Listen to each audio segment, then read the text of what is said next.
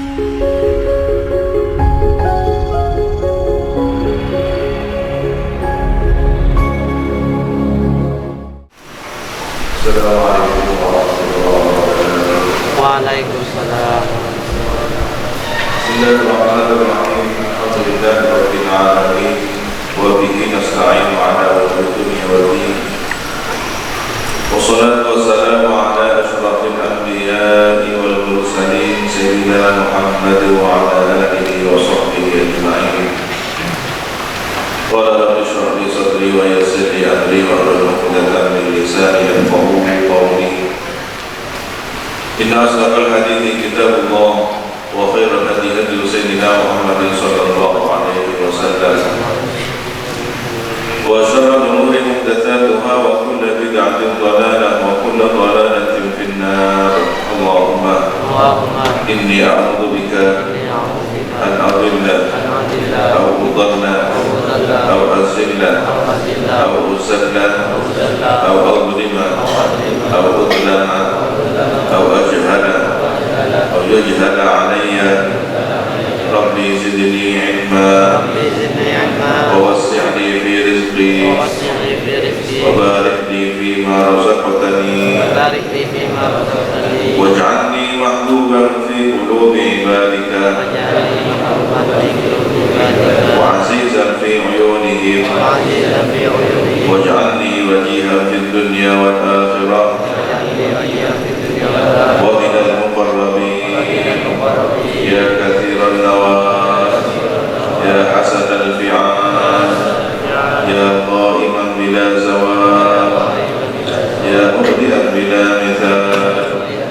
Walakal hamdu walakal minnatu walakal syarafu ala kulli hal.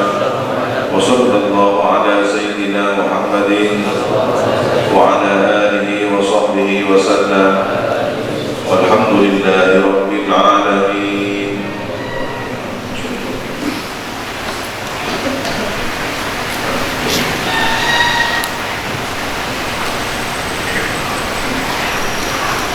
Amma ba'du wa bisanadil muttasil al-imam al-faqih al-usuli al-nahwi al-mufassir Jalaluddin Muhammad ibn Ahmad ibn Muhammad ibn Ibrahim al-Mahalli wa ila al-imam al-hafidh al-mu'arrikh al-adib al-muhaqqiq al-mudaqiq Jalaluddin Abdul Rahman Abi Bakr ibn Muhammad ibn Salim ibn al-Khudayr al-Suyuti rahimahullah ta'ala wa nafa'ana bihima wa bi'ulumihima wa bi'asrarihima wa bi'asrari sa'iri salihin. Allahumma ftah lana futuhal arifin. Allahumma anfa'na bima 'allamtana wa 'allimna alladhi yanfa'una wa zidna 'ilma. Walhamdulillahi 'ala kulli hal. Ila tafsir qawlihi ta'ala. A'udzu billahi minasy syaithanir rajim. Qul ara'aytum in akhadha Allahu sam'akum wa absarakum wa khatama 'ala qulubikum man ilahun ghayru Allahi ya'tikum bih. Unzur kaifa nusarriful ayati thumma hum yasdifun. Qul katakanlah wahai Nabi Muhammad sallallahu alaihi wasallam, katakanlah di ahli Makkah kepada penduduk negeri Mekah, ara'aytum ay akhbiruni, beritahukanlah oleh kalian kepadaku, in akhadallahu sam'akum, jika mengambil Allahu siapa Allah sam'akum pendengaran kalian. As-sam'akum artinya membuat tuli. As-sam'ah membuat tuli siapa Allah kum kepada kamu sekalian, mengambil pendengarannya berarti tidak punya pendengaran. Wa absarakum, dan mengambil Allah Subhanahu wa taala absarakum, penglihatan kalian. Ay a'ma artinya membutakan siapa Allah kepada kamu sekalian. A'ma berarti membutakan siapa Allah kepada kamu sekalian. Wa khatama ala ay taba'ala, menyegel menyegel, menutup. Allah Subhanahu wa taala ala qulubikum, pada hati kalian, seperti minuman yang sudah disegel, ditutup itu tidak bisa terbuka, tidak ada akses untuk memasukkan sesuatu. Nah, ketika hati sudah ditutup, tidak ada yang masuk dalam hati itu. Fala ta'rifuna syai'an, maka tidak mengetahui siapa kamu sekalian syai'an pada sesuatu itu. Jika botol adalah wadah bagi minuman, maka tidak ada minuman yang masuk ke dalam botol itu ketika ditutup. Demikian pula hati, hati adalah wadah. Ketika hati sudah ditutup, maka tidak ada sesuatu yang bisa mengisi hati itu. Apa isinya hati? Hal yang bersifat maknawi seperti ilmu, ma'rifat, cahaya, keimanan. Maka orang yang sudah ditutup hatinya oleh Allah tidak bisa menerima keimanan, tidak bisa mendapatkan cahaya petunjuk. Andaikan Allah ambil semua itu, pendengarannya, penglihatannya, Allah tutup hati penduduk Mekah, man ilahun ghairullahi ya'tikum bihi, siapakah Tuhan selain Allah yang bisa mendatangkan kepada kamu sekalian bihi, terhadap emas itu, bima akhadahu minkum, terhadap sesuatu yang Allah telah mengambilnya dari kamu sekalian. Bisa bikum, dengan dugaan kalian ada Tuhan yang lain yang bisa mengembalikan pendengaran. Adakah selain Allah yang bisa mengembalikan penglihatan ketika orang dibutakan? Dan adakah orang yang bisa membuka hati seseorang jika sudah ditutup selain Allah? Adakah yang bisa mengembalikan itu? Kalau Allah sudah menghendaki untuk mengambil, tidak ada. Hanya Allah yang berkehendak, berkuasa, menentukan. Undur kaifa nusarriful ayat. Firman Allah Subhanahu wa taala selanjutnya, undur, perhatikanlah. Diperintah pada Nabi untuk memperhatikan kaifa nusarrifu, bagaimana kami memalingkan, nubayyin, kami menjelaskan, al-ayati, ayat-ayat, ad-dalalati, bukti-bukti, ala wahdaniyatina, atas kemahaesaan kami. Tsumma hum yasdifun, kemudian mereka berpaling. Yu'raduna anha, dipalingkan mereka dari ayat-ayat itu, fala yu'minuna, maka tidak beriman mereka. Ayatnya sudah ada di depan mata, tetapi mereka tidak mampu melihat kebenaran di balik ayat itu. Andaikan seseorang dianugerahi keimanan oleh Allah, tidak butuh mukjizat. Ada yang dapat kita lihat hari ini, saat ini, detik ini, tanpa harus menunggu datangnya mukjizat. Apa? Semesta raya, diri kita, lingkungan di sekitar kita, tumbuhan, pepohonan, ya. Bahkan nafas kita ini adalah ayat dari kuasa Allah Subhanahu wa taala. Sayangnya orang yang sudah tertutup hatinya tidak bisa terisi keimanan, tidak bisa teranugerahi cahaya kebenaran, petunjuk kebenaran. Kul, katakanlah wahai Nabi, lahum, kepada mereka penduduk negeri Mekah, ara'aitakum, ay akhbiruni, beritakanlah oleh kalian padaku, in atakum adabullahi baghtatan aw jahratan, jika datang kepada kamu sekalian apa? Adabullahi, siksa Allah, adab Allah, baghtatan, padahal secara tiba-tiba, aw jahratan, atau secara jelas nyata, lailan aw nahar, di waktu malam atau di waktu siang. Hal yumlaku illal qawmul zalimun, tidakkah dimusnahkan kecuali orang-orang yang berbuat zalim? Al-kafirun, orang-orang kafir. Ay ma yumlaku illahum, artinya tidaklah dimusnahkan kecuali mereka. Ini ancaman ketika datang azab tiba-tiba, Siapa yang dimusnahkan oleh Allah? Orang kafir. Jika datang azab, berarti azab ini ditujukan pada orang kafir. Jangan merasa benar. Ada orang yang sudah jelas dalam proses pengadilan misalkan dengan bukti-bukti nyata, lalu dia dihukum dengan hukum penjara, masih merasa tidak bersalah, masih merasa bersih suci. Bukti-bukti sudah nyata bahwa dia mendapatkan hukuman itu adalah kenyataan pahit, dia adalah orang yang bersalah. Begitulah orang-orang kufur pada ayat-ayat Allah. Ketika datang azab, apakah masih berdalih bahwa dia orang yang benar? Azab itu bukti nyata bahwa mereka salah. Keputusan akhir yang Allah tunjukkan. Ada lagi yang lebih dahsyat dari azab di dunia, azab di akhirat. Ketika mereka dimasukkan ke neraka, masih berdalih bahwa mereka orang benar.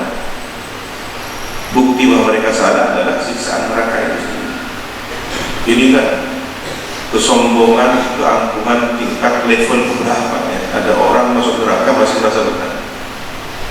Sudah tidak ada pengadilan yang tertinggi, tidak ada mahkamah agung yang paling agung, tidak ada hakim yang paling agung kecuali Allah Subhanahu wa taala, dan keputusannya adalah keputusan tertinggi. Ketika orang sudah dimasukkan dalam azab neraka, apakah masih merasa dia paling benar? Lalu siapa yang mereka salahkan? Itu kekufuran level tinggi, karena masih merasa benar. Wa ma nursilul mursalina illa mubasyirin, dan tidaklah mengutus kami Allah Subhanahu wa taala. Biasanya kalau menggunakan nahnu ya, melibatkan siapa? Makhluknya. Padahal hakikatnya adalah Allah Subhanahu wa taala seluruh peran itu, tetapi Allah melibatkan malaikat Jibril, Allah utus para malaikat mendampingi para rasul, sehingga peran risalahnya ini melalui wahyu yang tugas utamanya dibebankan kepada malaikat Jibril. Tidaklah kami mengutus al-mursalina, para utusan para rasul itu, illa mubasyirin, kecuali menjadi juru pemberita gembira. Man amana bil jannah, berita gembira kepada orang yang beriman. Dengan apa beritanya? Berita gembira bil jannati, dengan surga. Pemundirina, dan juru pemberita hal yang memperingatkan, menakutkan. Man kafar, pada orang yang kufur, bin nari, dengan berita yang menakutkan berupa neraka. Faman amana bihim wa aslaha, maka siapa yang beriman bihim, terhadap para utusan itu, wa aslaha, dan berbuat baik, memperbaiki amalahu, amalnya. Siapa man memperbaiki amalnya, amal itu, fala khaufun alaihim, maka tiada takut atas dirinya, wala hum yahzanun, dan tidak ada mereka itu bersedih. Takut ketika bersedih, ketika kapan? Fil akhirati, di akhirat. Kenapa? Karena keimanannya, karena yakin dengan jaminan Allah, karena yakin dengan janji Allah adanya surga. Walladzina kadzabu bi ayatina, dan orang-orang yang mendustakan siapa? Alladzina bi ayatina, terhadap ayat-ayat kami, yamassuhumul adzab, menimpa pada mereka apa? Al-adzab, siksa. Bima kanu, dengan sebab sesuatu kanu yang ada dahulu mereka itu, alladzina yafsukun, berbuat fasik. Siapa lagi? Ada sebab akibat. Kenapa diazab? Dahulunya karena mereka berbuat kefasikan. Apa makna fasik? Yakhrujuna 'anil ta'ati, keluar mereka alladzina 'anil ta'ati, dari ketaatan. Jadi kata fisq, al-fusq, kefasikan itu adalah keluar dari ketaatan, menyimpang dari taat, tidak patuh.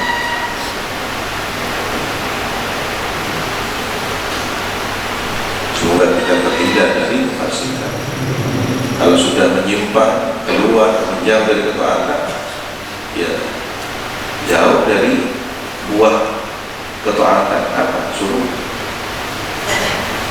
Orang kalau sudah tidak ada tanda-tanda ketaatan, nyaris dia sudah kehilangan keimanan. Karena tanda orang itu beriman adalah taat. Iman itu bukan hanya sekedar taat patuh, tapi ketika kepatuhan sudah cinta dan yakin, itulah taat. Kalau hanya patuh taat tunduk saja, boleh jadi ada ketakutan. Orang Buddha patuh kepada tuannya karena takut dicambuk. Tetapi ketika ada orang berbuat sesuatu patuh tanpa harus disiksa, tanpa harus diancam, ini cinta. Jadi kepatuhan tanpa adanya cinta hanya menjadi keterpaksaan. Taat yang sesungguhnya adalah disertai mahabbah cinta. Qul in kuntum tuhibbunallaha fattabi'uni. Ittiba itu didahului oleh mahabbah. Jika kalian mengaku cinta kepada Allah, itu ya aku Rasulullah maksudnya di sini.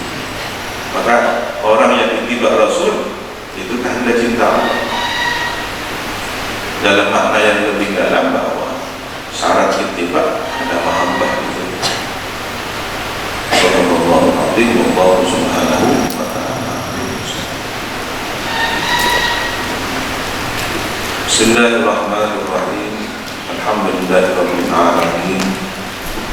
Wassalatu wassalamu ala asyrafil anbiya'i wal mursalin sayyidina Muhammadin wa ala alihi washabbihi ajma'in. Amma ba'du, qala Syekh Al-'Allamah Abdullah bin Husain Ba'alawi wa qala al-'alim al-fadil al-wali al-kamil Syekh Muhammad Nawawi al-Baghdadi rahimahullah ta'ala wa nafa'ana bihima wa bi'ulumihima wa bi'asrarihima wa bi'asrar sa'ir as-salihin. Allahumma iftah lana fatuhan wa muhammadin wa zidna ilma walhamdulillahi ala kulli hal. Wal-la'am bi'adatil lahwi, dan termasuk maksiat tangan itu, maksiat kedua tangan adalah bermain dengan alat musik, memainkan alat musik, alat-alat yang melalaikan al-muharramati yang diharamkan. Di sini sudah jelas ya, alatillah, alat-alat lah yang membuat lalai. Ini sekaligus ilah bahwa alat musik yang diharapkan adalah yang enaknya melalaikan. Tumbur seperti tumbur. Tumbur adalah alat dari bahan kayu, itu ada senarnya, ada apa ya, ada senar dari semacam rajutan jahitan. Begitu juga arbab. Biasanya arbab ini dijahit dengan menggunakan bulu satu untuk jahitan. Mizmar, seruling, wal mizmar dan seruling wal autar, ini juga alat musik dari bahan kayu. Ada yang alat pukul, ada yang alat petik, ya, ada yang alat tiup. Semua disebutkan sebagai alat lahu. Maka yang perlu menjadi catatan di sini, hukum aridi sebenarnya. Jadi haramnya, status haram pada alat musik ini setelah dianalisa, ulama menetapkan pada persoalan sesuatu yang bersifat aridi. Kenapa? Di situ ada sifat lahu, identik dengan kelalaian.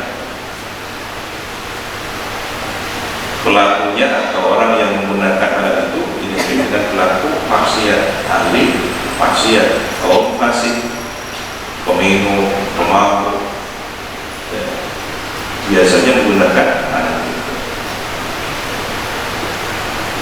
Sementara ada yang berpada lain selama sudah hilang ilah dan ilah itu, maka hukum aliminya dikembalikan ke masalah mubah boleh.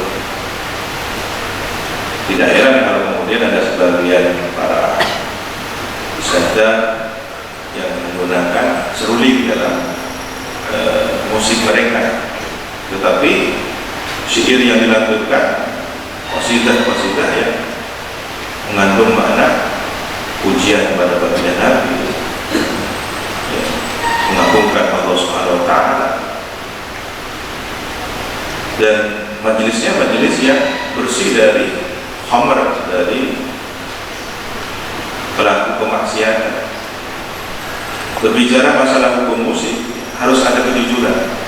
Jangan sampai kemudian orang berseluruh hukum boleh atau berdalih bagaimana dalih kaum sufi misalkan, ini musik kalau mengantarkan seseorang ingin kepada Allah akan menjadi sesuatu yang mengantarkan dia wasilah kepada Allah SWT.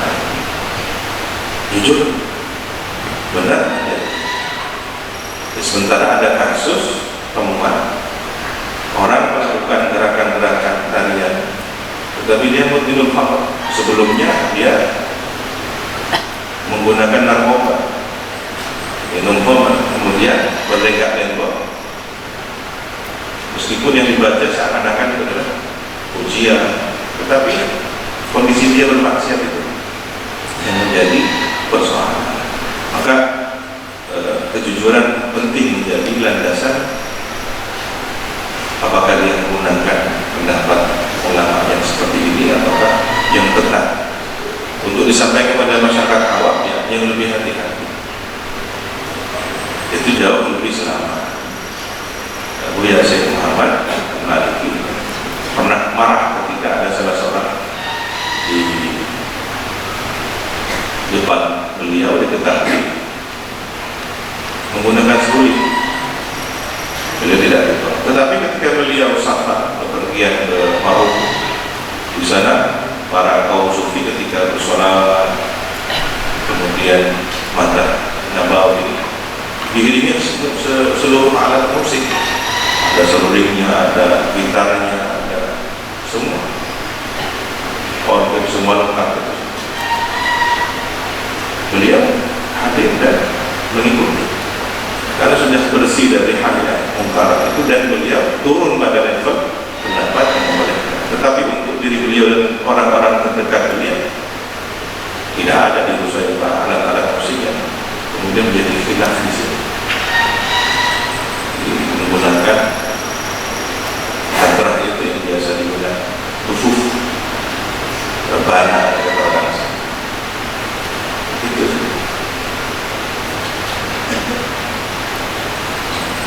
Sementara kaum sufi memiliki pendekatan lain pada alat musik.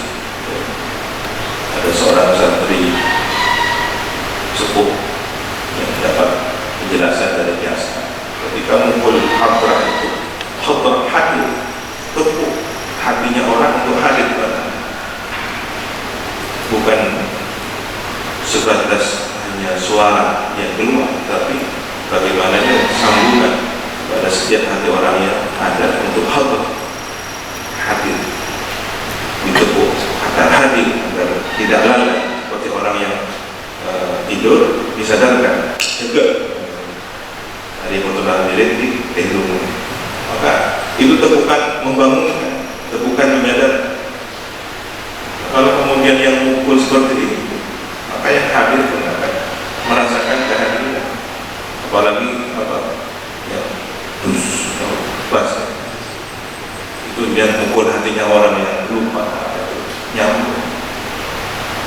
Tapi kalau hanya untuk irama senang-senangnya, apalagi ada koplongnya, ada disko-diskonya, identik dengan orang yang lalai pada Allah. Itulah harus selektif memilih lagu. Tidak semua lagu bisa diterapkan ke lagu sholawat. Kalau sebelumnya ada lagu yang identik dengan porno aksi, ya, dengan hal yang mesum, lalu diolah, disalin menjadi lagu reggae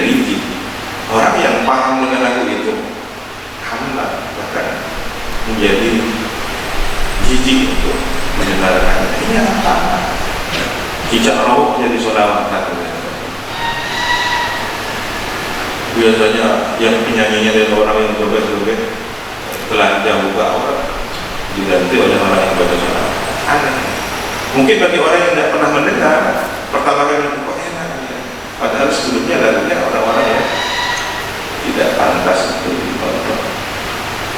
Jadi sebaiknya ada kemurnian lahir dari majelis yang murni, lahir dari aransemen yang dibuat oleh orang-orang yang soleh. Ada namanya Said Segaf, putranya Abu Bakar Rasyid. Ketika itu masih muda, beliau suka bermusik sampai suatu ketika alat musiknya disita oleh ayah, main musik saja. Ternyata alat musiknya itu menangis. Setelah dicari, suara-suara itu berasal dari alat musik putranya. Kenapa? Rindu ingin dimainkan oleh putranya, karena ternyata putranya ini usul ketika dia memainkan bukan gitar itu adanya gambus, gitarnya gambus itu usul pada Rasulullah. Sudahkah para pemusik itu usul pada Rasulullah? Ini kan butuh kejujuran untuk bisa dia melakukan hal. Sudahkah orang yang seruling itu sambung pada makna al-usul sesungguhnya? Ini masih terbuka antara kebohongan dan kejujuran. Maka kata kuncinya di sini adalah kejujuran. Afalah insyaallah itu sabda Nabi, pendek tapi luas sangat. Beruntunglah orang jika dia jujur. Untuk asal Rasulullah itu melakukan gerakan-gerakan kalian niatnya untuk nyaman. Kenapa kemudian ikhtilaf dan nisa warijal? Kenapa kemudian mengkonsumsi sesuatu yang haram kalau dia jujur? Mencari itu Allah tapi dengan wasilah yang haram. Apa bedanya dengan kamu masjid dari hasil berzina? Apa bedanya dengan berwudu dengan air kencing? Walam surah janabiyati amdan, dan termasuk maksiat dari kedua tangan adalah menyentuh wanita ajnabiyah, bukan mahramnya. Amdan sengaja bighairi halin, tanpa menghalang kain atau apapun yang bisa menghalang. Atau menggunakan penghalang bisyahwatin tapi dengan syahwat, sama saja. Punten dan buat nekuk tapi pada kainnya yang nafsu. Kelihatan dari aura wajahnya penuh dengan birahi, masih berdalih saya pakai lapis penghalang kain. Walau ma'ajin semuanya sejenis laki-laki dengan laki-laki, tapi amrat, belum tumbuh kumis. Pernah suatu ketika di zaman Rasul ada seorang amrat ngaji di masjidnya Rasul. Ada Rasulullah diletakkan di belakang. Takut ada fitnah, bukan berarti kemudian terjadi fitnah. Masya Allah, majlisnya Rasulullah majelis yang mulia, para sahabat orang-orang yang mulia, hati beliau terjaga. Tetapi Rasulullah cemburu dan khawatir setan mencoba mencuri perhatian.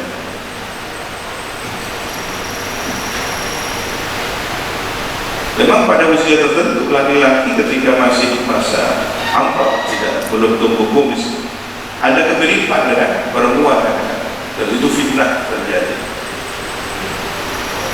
Begitu juga sejenis wanita dengan wanita. Jadi kembali pada kejujuran.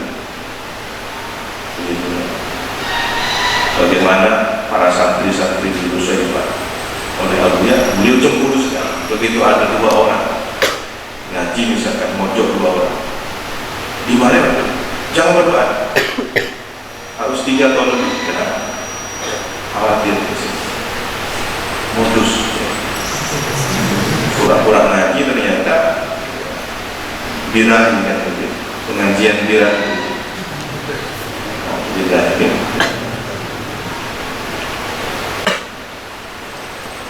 wa taswirul hayawan wallahu subhanahu wa ta'ala a'lam bissawab. Rabbi zidni ilma.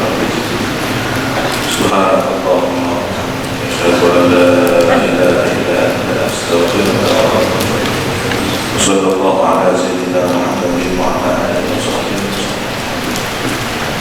Ya Rabbana a'tarafna li'annana qatarafna wa annana asrafna ala ma asrafna fatub alayna tawbah tawsil li kulli awbah wastur lana al-awrati wa amin al-rawati wa ghfir li walidina rabbi wa mawludina wal ahli wal ikhwani wa sairil khillani wa kulli dhi mahabbah aw jiranin aw suhbah wal muslimin